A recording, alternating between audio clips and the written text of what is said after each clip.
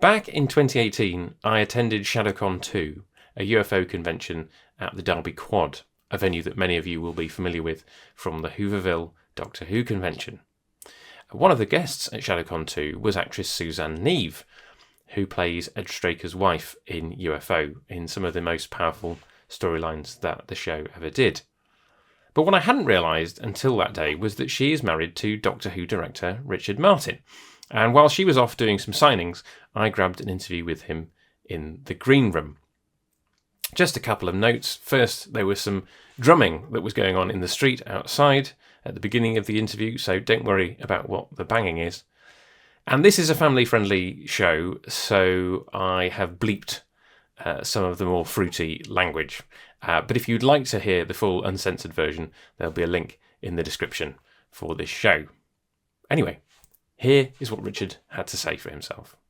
Tell me a little bit about your work on Doctor Who. How did you come to be a Doctor Who? Well, you see, when I was scooped up by the BBC, and I must have been one of the few who actually got into the BBC without going to Oxbridge, because that was their recruiting ground. Anybody who'd been to Oxbridge was okay, and anybody who was totally uneducated like myself was a load of, dare I say, and they suddenly needed a lot of directors because they were suddenly opening BBC Two, and they needed a very high degree of fairly sophisticated directors who knew drama. And that was my way in, because I was not 1,000 miles from here. I was a young director at Coventry, the Belgrave Theatre. And that was where I started my directors. I went there with a wonderful man called Brian Bailey, and he started the first company, and then had in it Frank Finlay, Howard, what's his name? Al Howard, myself, Patsy Byrne. It was just a cream little company that he got together, not necessarily myself. And after a year of being subjected to very indifferent directors, I was mending my old car in the car park in between the matinee and evening performance, and I was lying underneath, and Brian Bailey poked his head in the top and said, "Dickie, what on earth are you doing?" I said, "I'm putting the big ends back together." "Good Lord, can you do that?" I said, "Yes, I'm a technician as well, but nobody knows it." He said, you don't want to go back into the West End with the Arnold Whisker trilogy, do you? Because you're only playing Dave. In talking about Jerusalem, you're not there at all. I said, "No, I don't, but I will." And he said, "Well, what would you rather do?" And I said, I stopped with my greasy hands for a second, looked up at him and said, "Brian, I want to direct." And I didn't know. This was not premeditated at all. He said, "Do you?" I said, "Yes, I think I can." And the moment I said that, I knew what I wanted to do in life. And he said, well, it's an excellent idea. All the rest of the company up in London being brilliant. You can be a director down here. And the moment I did one, he said, "Right." He said, "You're associate director of the Belgrave Theatre." It was as quick as that, lightning way in. And then I went on from that. Unfortunately, sadly, tragically, he'd killed himself on it. We'd done a production together. He came up to see me to discuss the next productions the following year. Our play together was at the Stratford East, and the stage manager came round with a face like rotten cheese and said, "Brian's killed himself on the motorway." And after that, I floated a bit, and I did a couple of years' work at the Guildford Rep. So I was sort of resident director there. And that was when one of my many letters saying, "Can I make films for you?" to the BBC, appallingly spelt and written, because I was so illiterate. I'm half dyslexic, you see, it doesn't help. And it just hit the right note at the right time. And this is what got me into the BBC. I went in for my interview, And they looked at their papers, a whole load of serious, and no doubt Oxbridge educated dons. And they said, well, now, what brings you here? I see you've done some theatre. I said, yes, and I'm afraid, I'm awfully sorry, gentlemen, but I can't be with you for very long. My company is waiting at Guildford Theatre. We're doing Henry V. And they said, oh, really? Who is Henry? And I said, Corin Redgrave. They said, Corin Redgrave. And then everyone was a bit quiet after that, and a technician phoned up and said, what is your photographic background? I said, well, I love photography. I develop my own shots always, and I've got a camera, but I can't afford a reflex camera. I've just got a Retinet 2B, and I have to make do with that. Retinet 2B. Well, thank you, Mr. Martin. We'll let you know, and that was it. And what did you think at that point? Did you think that was? Well, I've been starving up. I've been doing rep prices. I wanted desperately to get married to this beautiful woman known as Suzanne Neve, and her father had said, I wouldn't get too fond of that young man if I were you. He was very senior man in the city, and well-heeled and very nice. And he saw disaster approaching his beautiful daughter and tried to avert it. Fortunately for me, she's as obstinate as she is beautiful. So the two went together, and I climbed she was living at just behind Harrods somewhere in a flat she shared with 4 other girls. 92 stairs. I climbed the 92 stairs, and I said, I'm in at the BBC. Will you marry me? That's why I'm here. And she said yes straight away? She said, I think I must, I think is what she said. And we went down and had the interview with her father. They gave me a lovely lunch, and then the women discreetly withdrew, a sort of heavy Victorian Tudor, beautifully furnished with lovely silver. He said, now then, Richard, I believe you've got some rather exciting news to tell me. And I said, yes, I've been accepted. He said, how long is that for? I said, well, originally it's for the training period, which is 3 months. And then if they think I'm any good, it's for an initial 3-year period. And he said, yes. At what salary? I said, £3,500. I'd never earned £3,500 in my freaking life. And he said, well, it sounds as though you are a possibility, young man. Shall we have a cigar? And I was in. And I have to tell you that the training was useless. The training was a comic. I've always meant to write the original comedy story, but I trained with some very good people. There was the official Oxbridge man, very bright friend of mine called John Gorry, who came up from Oxford. There was Bill. Anyway, he went straight into Zedgar's. He was very canny, and he's a guy who I'd worked with as a young student. I directed him, funnily enough, and one of my most sort of poignant stories is that when Ken Loach was a student at Oxford, he lived in Coventry, and he used to haunt the theatre, and so he was given tiny little parts. And I directed Ken Loach at Coventry. And Ken was in the next intake into the BBC after me. And briefly we met a lot and became friends. He's now so famous I don't know him anymore. And what a wonderful director. Oh, I'm only interested in one thing, right from the word go. And he said, it's socially meaningful and important, or I don't do it. So there we are. I wasn't. You see, I wasn't. Although I'm a socialist, I'm a wet-back socialist, what do they call it, an armchair socialist. I don't parade my poverty anywhere. I just get on with the job. And I'm a storyteller. Yeah. And I'm not, professionally, I'm a storyteller. So when I went to the BBC and they said finally, after a fairly disastrous final, you do a tiny little production.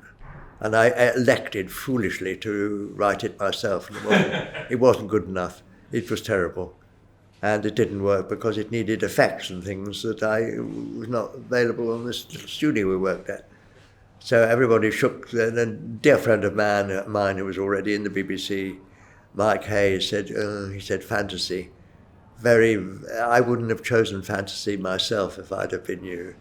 So they said to me, what do you want to do? And they got at me for sort of 3 months. And in any case, I said, well, I want to explore the subconscious and the dreams.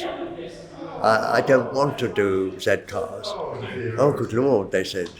They hadn't got anything like that. Then Doctor Who came up at that time and they said, well, we've got this stupid who wants to explore fantasy and dreams. Let's see if he's any good. I imagine that's what they said, or he'll do, or let's try him with that. But they always, I got a name which I'm deeply proud of being a very expensive director, because I have ideas and I won't stop having them just because the budget is out or the time is out. I'll go on and saying, why don't you play that on your back, or why don't we blow up the Houses of Parliament, whatever idea that suddenly comes to me.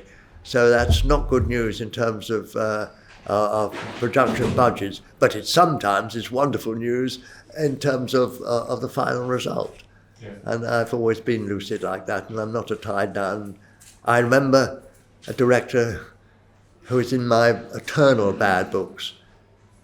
When we were talking one day, and I said, how do you direct? Do you give people their head to order to discover what lies in it for them, which is the way I work. He said, they think they've got freedom, but in fact, I've nailed their feet to the floor. I thought, you're one of the great directors, I hope, dies very soon. And he did. And I'm not sorry. I mean, I said died, disappeared back to Aussie land. Well, I'm sure he's very happy, and I hope he's doing soap commercials, and I'm sure he's made a great deal of money, which is more than I have. But that is the ultimate, to me, of non-directing. You've talked about your Doctor Who at length. There's a DVD of all your episodes, I think, survive, don't they? Yes, they do. Yeah. So you've been able to kind of talk about those and do commentaries and stuff on those.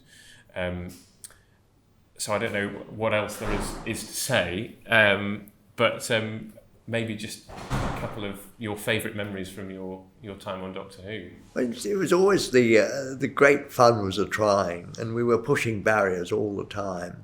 It's so, when you watch them with blue screen now, and it's so comparatively easy, and animation, and when we needed to see a spaceship across the sky, the BBC had many, but one particularly brilliant department down in the healthful vale of Acton, which was a model department, and they made this beautiful model, like a little one of those glue fix things, and we actually had to pull it across the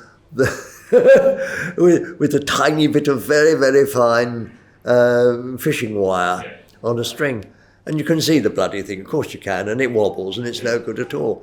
So it was the attempt to do the impossible, and sometimes it worked, but sometimes it simply didn't. And you were always, when I went to outside rehearsal, the things I am quite proud of actually are the bits in the Daleks Invade Earth, where we started at midnight in Trafalgar Square and waited for the dawn to come up. And in those days, we had to clear off some hippies who were having a party in the corner. We had to bribe them to go off round the corner and have their party there. But apart from that, we had Trafalgar Square to ourselves. And then I went down the Mall, shooting on the back, from the back of the Volvo. That was your camera car. You had a Volvo. Your camera.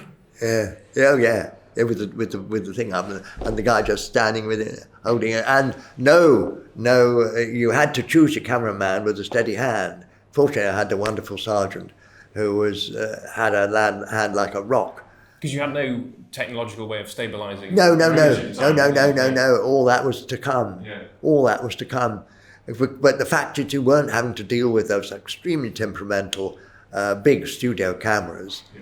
And you could put the camera where you bloody well wanted. And it would, and foregrounds of rock or stream or anything. You could even get one which was waterproof and stick it underneath. I never did, but you could. Yeah. And the real limitation of those big cameras is that they could tilt as far that way as that, or up as far as that. Any further, especially down, and the target area would fall forward onto a griddle that divided it into its pixels or whatever, and you'd the camera totally at £28,000 a throw. It certainly shows there is a dynamism to those scenes that you shot on film that just you couldn't get in the studio. That's the scale that I wanted, and the one that that photograph thing that I'm berated for by the driver of the Daleks, when I wanted one sole Dalek to come at high speed over an empty bridge with the Houses of Parliament in the background. And we didn't, unfortunately, have a camera with us that could undercrank. Right. So it could only go at 24 frames a second. I don't know why, but that was not available. And at the other side, the Parliament Square end of the bridge, I had a desperate David Maloney saying, "I've got the number 43 bus here. He won't stop." And I was shouting, "Lie down in front of the we've got to do it." And we got the shot, and I said to the little bloke whose name was Bob Sewell, in the Dalek, "Do it fast, come over fast," because he come over very slowly and carefully the first time. And so he did, and he came far too fast. I think it just got past the camera, and then it fell over, and he hurt his shin, and he, shortly after that, or maybe a long time after that, he went back to Australia, where he now runs a body development thing, and is vituperate in his hatred of me. Said, "It could have got me killed, silly stupid man, terrible director." It's the worst comments I've ever had about me directing, but I got the shot. Again, coming back to the fact that we're here at a UFO convention, the budgets that the Jerry Anderson shows had, obviously they were doing colour a lot earlier than the BBC were doing. They were shooting everything on film.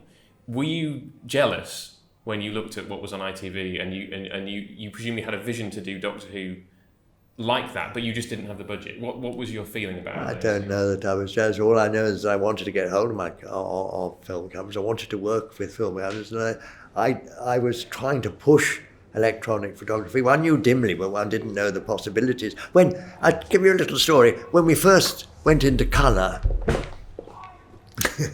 we had the first colour cameras. If you panned them left and right too quick, they left a stream, which had to be killed later. And they were developing it all the time, but were the first ones that went out and they had to pour light on them. Poor Suzanne had the first live transmission. It was called the telephone. She was by herself on the screen for half an hour, reacting in terror to a threat phone call. Right. And this was the first ever bit of colour drama to be transmitted. And it was done live? Absolutely, right, yeah. Absolutely. By the end of it, you could have wrung her out and hung her up to dry. You have never seen anyone so wet in your life because they had to pour light on it. Now, you get brilliantly balanced photography, balanced in terms of its pictorial, not its framing, but certainly its whole spectra, out of a telephone. So that's how far the thing has developed. Yeah. And those first ones were a pain in the bloody arse. I remember doing a not very successful series.